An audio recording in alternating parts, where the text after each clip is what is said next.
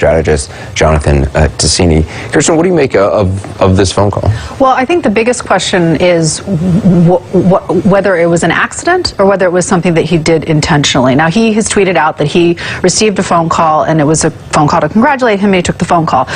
But you know, it was on his schedule today that he was going to meet with John Bolton, who's the former ambassador to the UN under George Bush, who wrote in the Wall Street Journal this year, basically talked about the ladders of escalation, diplomatic ladders of escalation with Taiwan, and the ways that you could deal with China through basically antagonizing them, through inviting, for example, people from Taiwan to come to visit the State Department, and starting to sort of escalate in this way. So it's kind of interesting that he may have met with him today, and there are people that he is looking at for positions in administration who advocate this kind of behavior. So it's possible that it was that.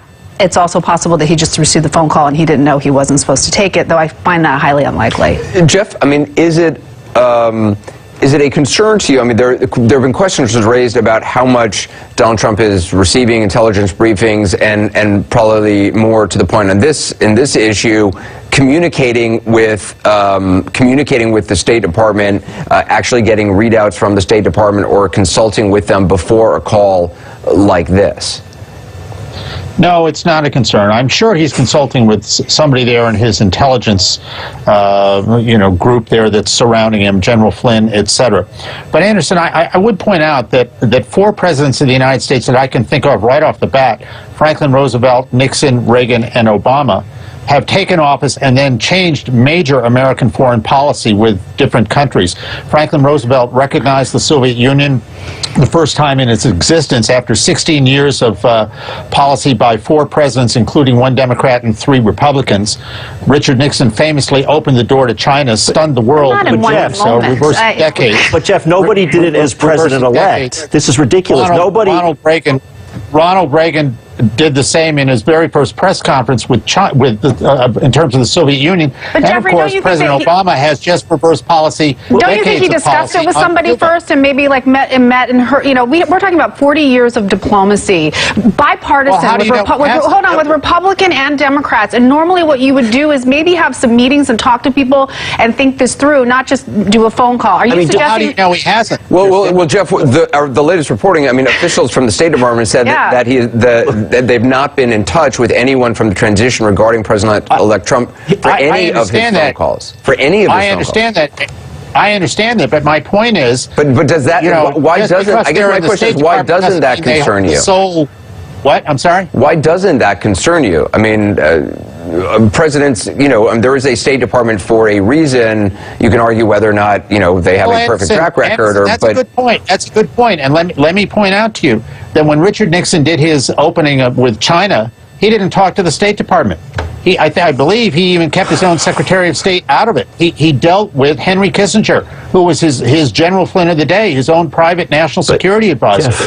Jeff, but here's the problem. First of all, we're normalizing Donald Trump again.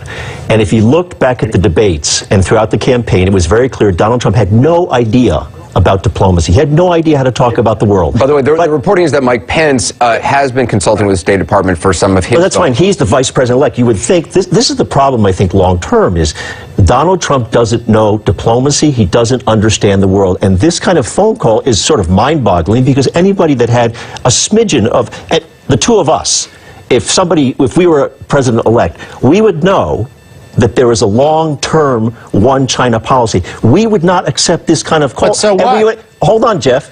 And we would at least call up the State Department, the expert, and say, how do we handle this? Number two, in case you didn't know, Donald Trump is the president-elect currently. He does not have the authority to be talking to and essentially making these kind of steps that put the United States and the current president in the kind of... All right, Jonathan, I want you to be able the other guy. Jeff, I want you to be able to respond to that. It's ridiculous. Look, when Barack Obama was just the presidential nominee of the Democratic Party, he went over to Berlin and gave a major foreign policy speech. I mean, something no other presidential nominee had ever done. Well, and he wasn't even president-elect. I mean, come on, John. This is... But wait a minute, Jeff. He didn't meet with the head of state. He didn't meet with the head of state. Then he went and gave a speech. And by the way, in case you didn't... This is the problem. No, but you Jeff, are advocating it's not the same thing. Don't talk over advocating the status quo. and Donald Trump has been elected to do things differently. Now, I don't know, and you don't know, none of us know what's really going on behind the scenes with this phone call. But whether it was, however you want to describe it, this is something that we're going to see a lot of in the future, where the current ways of doing things, doing things in Washington, which the American people have said does not work, are being changed. So Kirsten, what about that point? Because I'm sure there's many people who would agree with that, saying, well, you know what, this is what he was elected to do. I think that's a great point. He's winging it, and well, maybe that's fine. I don't think I don't think he should be winging it. I think it is right that people want to do things differently, and I don't think people are necessarily opposed to a different attack with China, perhaps.